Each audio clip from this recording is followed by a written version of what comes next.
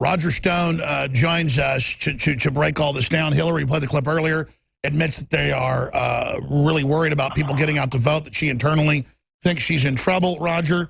And then I also want to go into Jill Stein saying basically vote Donald Trump because Hillary is more likely to start a nuclear war, and she's dead on. I mean, this is an amazing time to be alive, my friend. Yes, indeed, Alex. I played that clip on the Stone Cold Truth this morning. You have both Jill Stein and Cindy Sheehan, you remember her, who camped out outside George W.'s ranch to protest the war in Iraq, now both saying that Donald Trump is less dangerous to world peace than Hillary Clinton. Meanwhile, in Syria, we're hurtling towards war. Barack Obama says he'll make decisions at the end of next week on his military options. In a situation in which nobody involved is our friend. It's really extraordinary. But the last 24 hours have been turned upside down because first John Podesta and then last night Robbie Mook of the Clinton campaign both asserted that I knew about the WikiLeaks hacking of John Podesta before the fact. Just to be very clear for everybody, that is categorically false. And it's adding two and two and coming up with six. The reason they say this is because in August, in two different tweets, I predicted that that Podesta's business dealings would become problematic. I was a little more oblique. I said, Podesta's time in the barrel will come. That wasn't based on anything I learned from doing Assange or WikiLeaks. It was based on my own research. But it's also been, he was involved in $35 million deals with the Ruskies for uranium. I mean, he was the go-between man with the Don Hillary. I mean... Well, now don't confuse him with his criminal brother, Tony Podesta, who was a consultant to that. No, I'm not confusing him. I know he's the main one, but he's been involved. He's been involved with Hillary. Definitely. Yeah, go ahead. Well, deeply. Bottom line of this: he has been laundering Russian money for the Clinton Foundation. He has been laundering Russian money for the purposes of purchasing U.S. military technology. I have a piece up now at the Stone Cold Truth that documents all of this. That is what I was referring to. This piece has taken me some time because some of the original documents were in both German and Russian. It took some time to translate them. But and also, you've had your computers hacked repeatedly and everything erased. They're very concerned. Yeah, no, look, this is deflection. In other words, how do we get people to ignore the substance of the emails? Well, blame the Republicans for hacking. This is part and parcel of the same phony argument that Donald Trump and Alex Jones and Roger Stone and Milo and the rest of these deplorables, we all work for the Russians. When in fact it's Hillary who's in bed with the Russians. It's Hillary. I was about to say, I wish this check would arrive at some point. Yeah, exactly. No, so it's the politics of personal destruction, and I would have to say, of the networks, only NBC Nightly News came and filmed my response, which they ran in the Nightly News. From CNN and Fox, crickets. And again, for folks that don't understand the history of journalism or being in a free country, anytime you get charged with some incredible thing, you get a response back, even if you're an axe murderer. Now there's no proof. They just hang you out to dry on every major TV channel in the country and then don't let you respond. That is fascism. Yeah, I know. To the credit of the print media, I responded to the Washington Post, the New York Times, and many, many others. But the electronic thing is shocking. I've just never seen that. I mean, I understand I'm banned, but last week John King attacked me on CNN. This week I've got Podesta attacking me. Simple fairness, journalistic ethics require offering me an opportunity to respond. Well, as you know, and I played the clip last hour, Trump said all journalistic integrity is basically gone by the establishment media, and they're basically pushing world government and globalism. Let me ask you this now. Watching how they're behaving, what's going on, they seem to be getting more desperate. I know Trump, according to my own research, is ahead in a lot of the battleground states. It appears they're preparing to sell the idea of election fraud. Correct me if I'm wrong. What do we do to counter that? And then what do we do once they actually steal it? Well, I think you and I have both been out front on this in a way that drives the establishment politicians crazy, because they want us to believe our ballot is sacrosanct and that the system will have integrity. I take the view if these computerized machines can be easily hacked, they will be. But I'm less worried about the Russians hacking them and more worried about the democratic machine under Rahm Emanuel, in all honesty. They have more experience in election fraud. This is why I got involved with StopTheSteal.org. We are literally shortly, hours away from, I am told, posting our comprehensive exit poll plan, for which we have recruited over 500 volunteers. So we need manpower. We need good men and women who will give us their services on Election Day as volunteers. That can go for some training on how to conduct these exit polls. But the only hedge you have is twofold. You could examine the software for the machines before the voting begins, and that should be done. And we're going to try to demand it in certain places. And then secondarily, you have to have a scientifically operated exit poll so you can compare them with the actual machine results. And if the swing is too wide, you will know there's fraud. I don't think you can just lose the election and say, well, I was defrauded without evidence of fraud. But some people say, well, it would be un-American to challenge the results of the election. If you had hard evidence of fraud, it would be un-American not to challenge the office. But you must have real evidence. That's my view. Roger, there's like an insanity in the air, it seems like. I mean, you've got Podesta with emails about wet work. You've got all this other craziness going on. You've got this obsession with clowns and clown attacks. I mean, have we woken up in an insane asylum? Well, we're in wag the dog territory. This is war as a pretext for stealing this election. You're right. The American people seem to be completely oblivious that we're likely to go to war in a conflict in which I can't find any inherent interest of ours, nor can I find friends on either side. I mean, Assad is financing Hezbollah. He's backed up by the Russians. On the other side, you have ISIS, backed up by the Saudis. I think they proved on 9/11 that they're not friends of ours. We don't have any friends. This is really about it's about different sects of Islam. It's about Wahhabism, really. That we would spend a single dollar here or a single American life. It's astounding.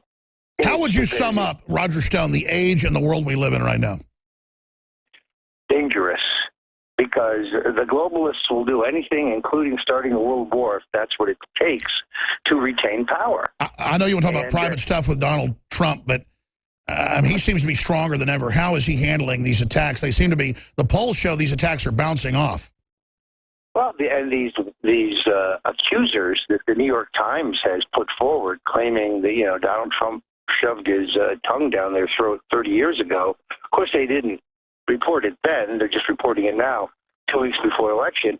It's already unraveling. One of these women has been tied back to the Clinton Library. Before that, the Clinton Foundation. This is a setup. This is a fraud, and perpetrated, I imagine, by David Brock, who went out and recruited these women.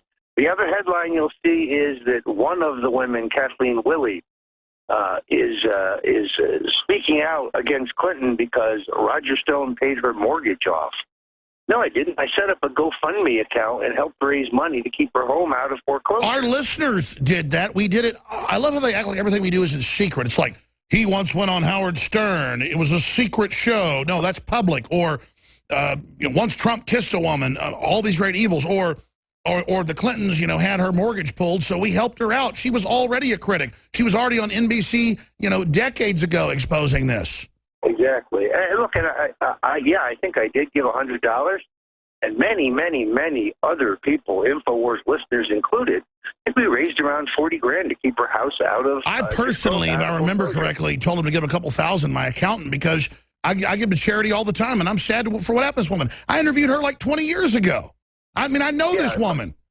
But the media, as you know, they twist these things. And yes, I did pay Kathy Shelton, the woman who was raped at 12 and then assaulted essentially in the courtroom by Hillary Clinton. I paid her $2,500 over a to sit down with us over 2 days and let us video. Yeah, how do you think you get people to take off work that are poor? You've got to give them the money to come see you. But I certainly haven't paid her to change her story because she's been saying the same thing since she was 12 years old. So it's just, on the other hand, no one talks about how much George Soros pays David Brock to smear us. You know, you may have to go, but if not, I'd like to put bookends on this. Can ask you a few more questions, and then also make the point. I paid, for the hotel for Danny Williams and bought him lunch. Does that mean I bought him off? No. He's been saying he's Bill Clinton's son since his mama told him that, 25 years ago. Roger Stone's our guest, StoneColdTruth.com. I'm going to get into nuclear war after we finish up with Roger Stone. Just briefly, because I have 3 other points to hit with you, Stone. That has been wildly successful, has it not, thanks to the listeners? It has. It demonstrates that one person can make a difference. We have broken through the mainstream media blackout on Bill Clinton's history as a rapist. Now people are yelling at his rallies. Starting today at the Stone Cold Truth, and I believe shortly at InfoWars in the store, you're going to be able to get the Bill Clinton, the official Bill Clinton rape whistle. So if you read that Bill Clinton's coming to your town to campaign for Hillary, get you and your compatriots out there with your official Bill Clinton rape whistles to keep this issue straight, right in front of the American And let's be people. clear, Roger is selling these to us at cost. We're going to then sell them at cost, so is he. This is a war. Powerful whistle that says Infowars.com on it, StoneColdTruth.com to spread the word, and then you can take over at events with these. We're in an info war. They send people to disrupt our rallies and beat people up. We're going peacefully with the First Amendment, legal and lawful. And it's not bad to make money. I'm just pointing out, since you mentioned it, we had 1 million of these. There's 400,000 left. We're selling them at cost. 100 stickers is like $17. That's at cost. Hillary for Prison 2016, InfoWars. So you stick these up in legal and lawful areas, folks, and spread the word. Now, Stone, getting back to you. Again, those are at InfoWarsStore.com, InfoWarsLife.com for the nutraceuticals. And I don't care where you get the rape whistles or where you get the rape shirts, StoneColdTruth.com. We're in a war. He sells them to us at cost. It doesn't matter where you get them. Just get them. Now, Roger Stone. We're, by the way, selling Hillary shirts right now at cost, too. It's a total war. We're all in. And again, that's how desperate it is. We're not in there. We're not in this for our normal capitalistic principles. We're in this to break the roadblock being set up by the mainstream media on this issue. That's right. Things are so desperate that consummate capitalists aren't even trying to make money at this point. Okay, folks? Because we understand we've got to make money to fund ourselves and continue. But right now, just we're all in. So, Roger, the 3 points you wanted to hit finally. A, how is Trump doing? He seems to have gotten a lot hardcore after he got set up at the first debate. How is he doing? Am I correct that he seems to be his strongest yet? Well, he's liberated because perhaps some around him have finally figured out that the establishment Republicans, who or at least some of them were temporarily pretending to be his friends, don't wish him well.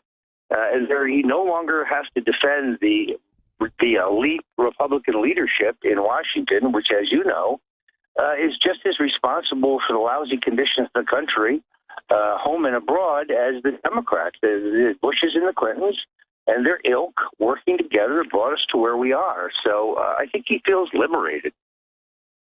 Very, very exciting. The media tries to spin it that he's a loser because he's fighting with the Republicans. These are the horrible establishment that have been selling us out. I wouldn't support him if the horrible rhinos and neocons liked him.